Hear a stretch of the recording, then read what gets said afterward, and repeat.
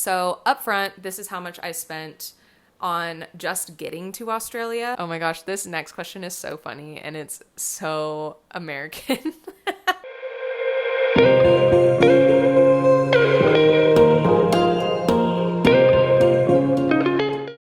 Hi friends, welcome back to So You Want to Move to Australia in 2025. And I know 2025 is almost over, but that's not going to stop me from finishing this series in 2025. And most of this will be applicable if you plan on moving to Australia in 2026 as well. So I think this might be the last video in this series for a while until there are some updates on the 462 work and holiday visa, or until somebody reaches out to me via comment or message with maybe another video idea. But I thought that I would wrap everything up with a little Q&A. And I'm bringing back a document from my dear friend Jen. And while she was planning her work and holiday in Australia, she had a lot of questions for me, and I remember jumping on FaceTime with her to go through them and answer them. So I thought it would be fun to revisit them and probably pretty helpful for anybody considering a work and holiday visa as well. So let's pretend we're on FaceTime for a bit. Jen actually shared the document with me, including all of her notes from my answers. So this is going to be pretty fun, I think, to revisit. And I hope you get something out of this and find it useful. Okay, so the first topic that we covered was actually applying for the visa. So Jen says, how far in advance of your arrival to Australia did you apply for your visa? How was the visa application process, and is there anything specific I should know before I do my application to make it easier? All good questions here. So you can apply for the visa anytime. You have 12 months from the date that it's approved to actually enter Australia. So I would keep that in mind in case there is something that comes up in your timeline, as you cannot reapply for it once those 12 months have passed. I would say also ensure you have a few years on your passport, just in case. You might end up staying longer like I did. I ended up staying 2 years instead of just 1 year as I originally thought. So it's always good to maybe renew your passport if you only have a year or two left on it. The application itself took me about 30 minutes to complete, if I remember right. And I did have to have a couple of things such as my high school diploma, and my driver's license, in addition to my passport, some other legal documents, I think my birth certificate as well. So if you can gather all of those things ahead of time, it's going to take you less time to actually submit the application. And that being said, you don't have to finish it all in one sitting. You can save it and go back to it. So as far as when I applied for the visa, I wasn't sure the exact time I wanted to go to Australia, but I knew that it was going to be within the next year. So I applied January of 2023, and I ended up going in July of 2023. So that gave me plenty of time to prepare. My visa was approved instantly, but not everyone has that experience. It can take a few weeks to a few months to get that approved. And that brings me to the second question that Jen had was, did you wait to buy your flights to Australia until after you had your visa secured? And yes, like I said, I had a pretty long lead up time to when I actually left for Australia, but I do recommend waiting to book your flight until you know that you have your visa. Because the worst thing that could happen, right, is that your visa takes a few months to get approved for whatever reason, and you have already booked your flight and you don't have your visa yet. And that can be very costly to change a flight or have to rebook it entirely. All right, number 3, does your visa start the day you enter the country? Yes. So the next question Jen had was regarding health insurance and specifically prescriptions and medications. So I was very transparent with her in sharing that I am somebody who doesn't take any prescription medications.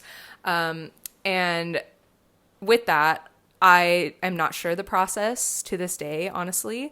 From what I have heard, though, I think I'm pretty confident in saying that prescription medications in Australia are a lot more affordable than they are in the US. And going to the doctor in general isn't as big of an expense in Australia compared to the US. But this is all based on friends and friends of friends experiences. I never had to go to the doctor while I was in Australia. I was very lucky in that way. But as far as health insurance, it is strongly recommended that you have some sort of insurance coverage while you are on your working holiday.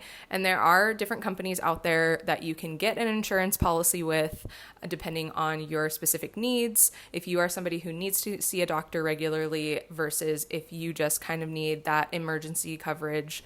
And I fell into the latter category. I ended up going with Safety Wing, and I am very, very, very fortunate that I have not had to use it. But it is something that's good to have just in case. Taking a little tea break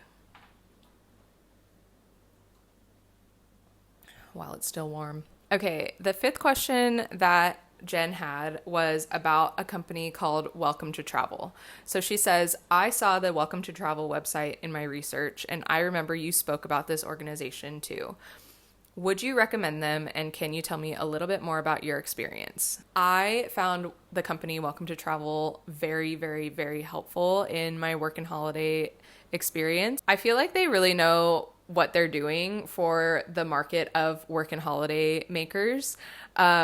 They offer tours that are like Welcome to Australia tours, where they help you kind of get set up for success for your work and holiday. And I did their Welcome to Melbourne tour. I also went on their Great Ocean Road Trip and their 30-day Australia East Coast trip. So I have nothing but good things to say about Welcome to Travel. I feel like if you are the type of person who enjoys group travel, that this is the perfect way for you to kind of take that leap to Australia with some support as well. And you're able to meet people who are on work and holiday visas just like you, who are just getting started in their journey as well. And once you do a tour with Welcome to Travel, you actually have them as a resource for the entirety of your work and holiday stay.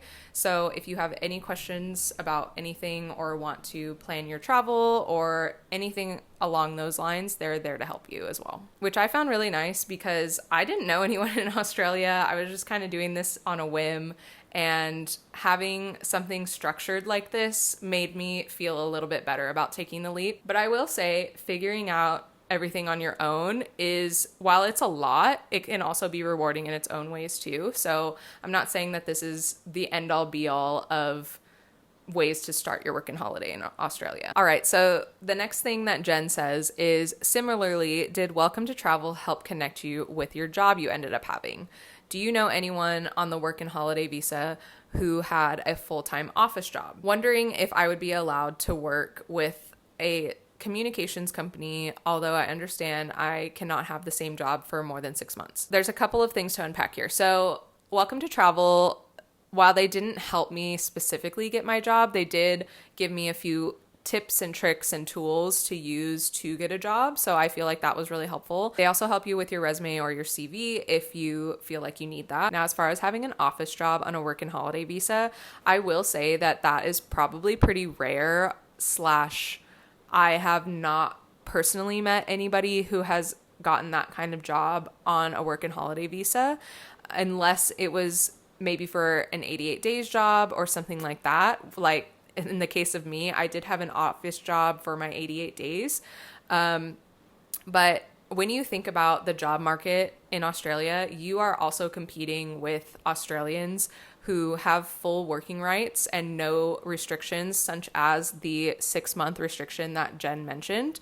And when you put all of that into perspective, it is going to be really, really hard to find an office job or maybe a job that aligns with what you studied in university or what you want to study in university or what you were doing previously before your work and holiday. I will just speak a little bit about Jen and I's personal background.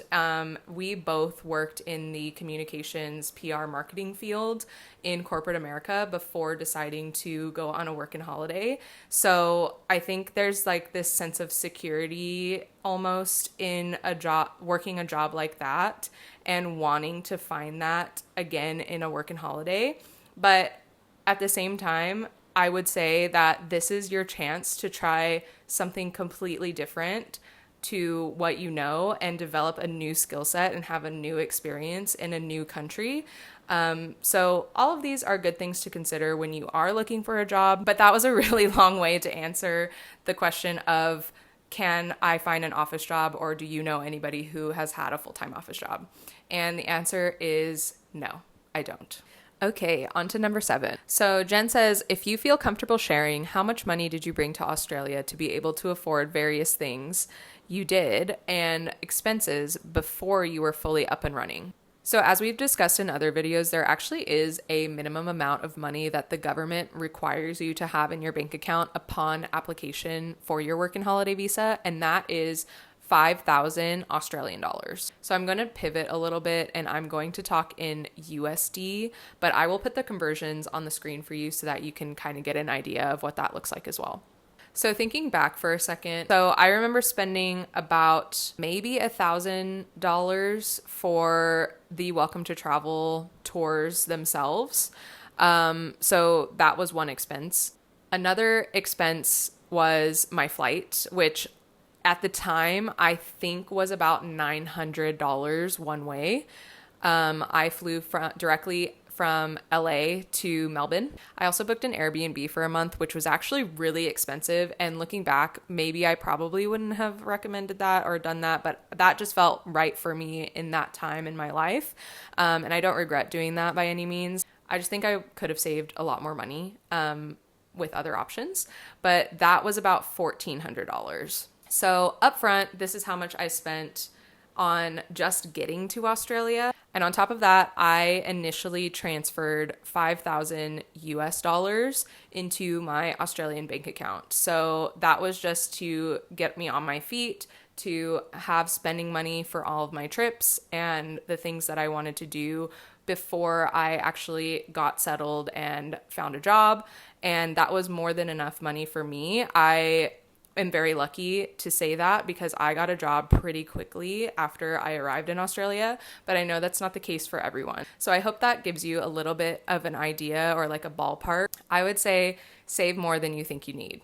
I think that's like a good rule of thumb. Okay, I took a little bit of a break because it is really pouring outside now, but I think that my microphone is doing a good job of blocking out too much noise. All right, so next Jen asks, is there a reason why you chose Melbourne instead of Sydney and why? So I want to preface this by saying I think most work and holiday makers start in either Melbourne or Sydney just because those are the cities that are easily accessible to most parts of the world, aka they have the largest airports. Perth also has a pretty big international airport, and so does Brisbane.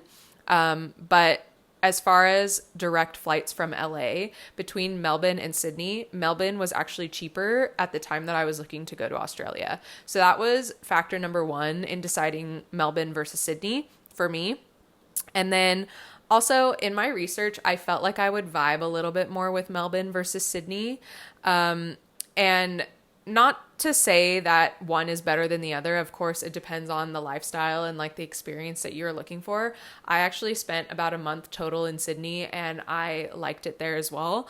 But I just felt like I could find a bit more of the things that I wanted to do and the things that I like to do in Melbourne versus Sydney. And I love Melbourne as a city. I would recommend it to anyone. All right, following that, Jen says, I was told Melbourne is a lot smaller and less city-like compared to the hustle and bustle of American cities, especially those on the East Coast like Boston and New York. How did you find the pace of life and were you ever bored? So was I ever bored? Absolutely not. So I have never spent an extended amount of time in Boston or New York. However, I will say that if you want it to be, Melbourne can very much feel like a New York, like a London, in the CBD, in like that main central business district. It is very hustle bustle. There's always something going on. Melbourne's really known for having a lot of sports, a lot of concerts, a lot of events in general, and there is no shortage of things to do. There are free museums, tons of parks, the cinema, vintage stores, street art, bars, clubs, such good food. Like the food scene in Melbourne is insane. So I feel like you can find anything in Melbourne that you are interested in. I would say outside of beaches, but you kind of have to drive a little bit farther outside of the main CBD area of Melbourne to kind of find those nicer beaches to spend maybe like a day at. Something like Brighton, which isn't too far, is a really nice day out. So all in all, I would consider Melbourne to be a city. I am curious to kind of ask Jen her opinion on this now that she also lived in Melbourne for almost a year, because there's definitely that hustle bustle and there's definitely like so many things to do. So maybe I'll have to ask her. That would be a fun conversation, I think. All right. She says, can you tell me more about public transportation options, Uber, and how you get around places in Australia? So I can speak to a few different places in Australia, because I was lucky that I got to travel around and live in multiple places. So as far as Melbourne, the public transportation system, I think, is really accessible once you get your hand around it. It is kind of difficult to figure out at first. And yes, sometimes the trains aren't reliable. And yes, sometimes the tram is really, really crowded. But for what it is, I think it is a pretty good public transportation system. And this is like somebody coming from Southern California where our infrastructure relies on cars and public transportation just doesn't exist for the average person in Southern California.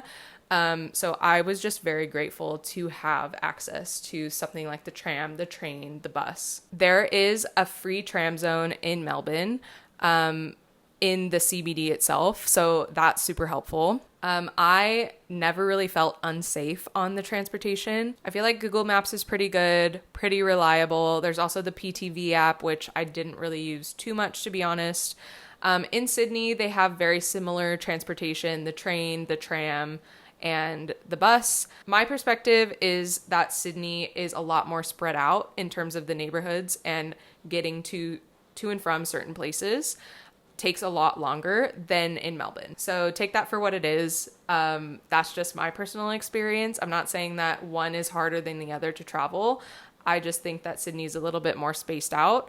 And like I said, I didn't live in Sydney for an extended period of time. I was only there for about a month. Now, when I was out in the Kimberley doing my regional work requirement for my visa extension, I definitely needed a car. And I was very fortunate in that my company had a car that I could use on my days off to go to the grocery store and run errands and do all of those things. So I didn't actually have to purchase my own car. However, I do know people who have purchased their own car on a work and holiday visa, or I have seen videos of people purchasing their own car, just depending on where you live. It might be more convenient for you to do that. But in the cities themselves, I think the public transportation is pretty good. I never got the chance to visit Perth, so I'm not sure what it's like there. But even in Brisbane, I took the train, I took the bus, and I didn't really have a problem. Uber exists as well. I've never been a frequent Uber user, so that might sway your opinion one way or the other. If you are a frequent Uber user, you might find that it's not that bad, but I would just rather take the tram or the train or the bus and walk a little bit, because I think that's part of the beauty of living in a city, is being able to walk to so many places and get that exercise in, even if it doesn't feel like it, if you're just walking to the grocery store or you're walking down to the museum or the cinema or whatever it might be.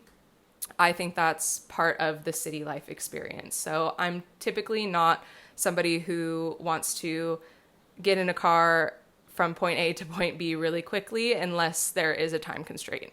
And like I said, as somebody coming from Southern California, where we are so reliant on our cars, it was actually really nice to experience city life and have that public transportation option and that walking option.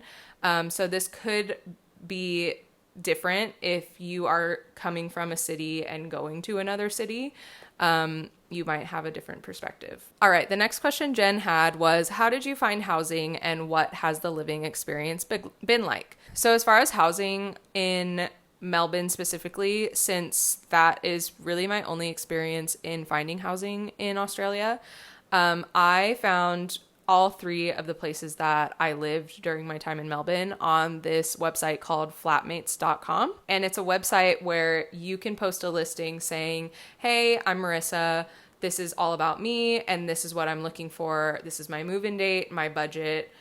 Would love to discuss if you have a room available. On the flip side, there are room advertisements on flatmates.com as well. So you can scroll through those, look to see if there are any matches or anything that interests you, and reach out to the person who is advertising that room and set up an inspection. There are also Facebook groups you can join, such as Fairy Floss Real Estate. That's a big one. You can also just look on Facebook Marketplace to see if there are any rooms or houses or apartments listed. And this is all going to be dependent on what you want your experience to look like while you're in Australia and how much of a budget you want to put away for rent. But there are options for share houses, apartments. I know people who have spent a lot of their time in Australia living in a hostel. So if that's the environment that you are comfortable in, then that is also always an option as well. Everybody's going to have their own experience, but those are just some options. All right. So Jen knows that I am really not the type of girly who gets very many beauty treatments done. Like, I don't really get my nails done ever. I don't have my eyebrows waxed ever, et cetera, et cetera. So I love the phrasing of this question because it is very specific to me. So she says, do any of the girls that you have met have recommendations for beauty services such as nails, hair, and waxing? And I think at the time I said that I really didn't, because there aren't very many notes here.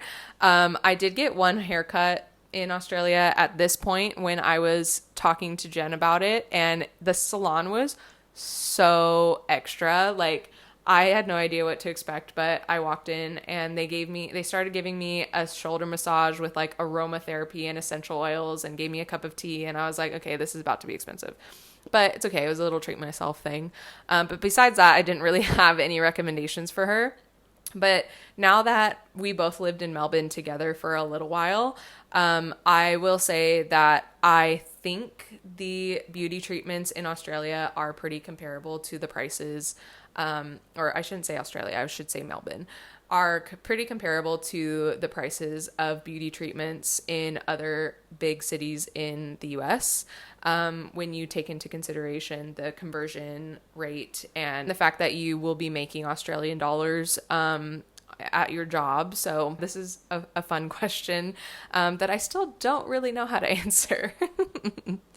I would actually like to ask Jen this question now as well. Okay, so the next question is a very good one. It says, how has it been paying bills or debt you might still owe in America with your home bank account? Is it easy to transfer money from an Australian bank account to your American accounts? So just to give some background, before I moved to Australia on a working holiday, I sold pretty much everything that I owned, and I did not put anything into a storage unit. I don't really have any bills at home, and to this day I still don't. So it was kind of hard for me to answer this question directly because I wasn't making Australian money to then transfer back home to then pay my bills. I was very lucky in that. And really the only bill that I had back in America was my student loan bill. And I set aside a good portion of my savings in US dollars in my US bank account to account for that. So that wasn't something that I was taking out of my Australia budget necessarily. But I don't want to be too focused on all of the specifics in budgeting and money and all of that stuff.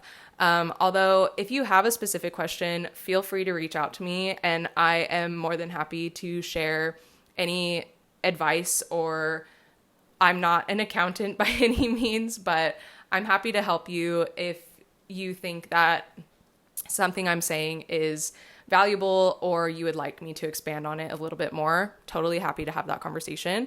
But as far as it being easy to transfer money from Australian bank to your US bank account, I want to say at this time it was, because the app Wise was able to be connected to an an Australian bank account as the main source of where your money comes from.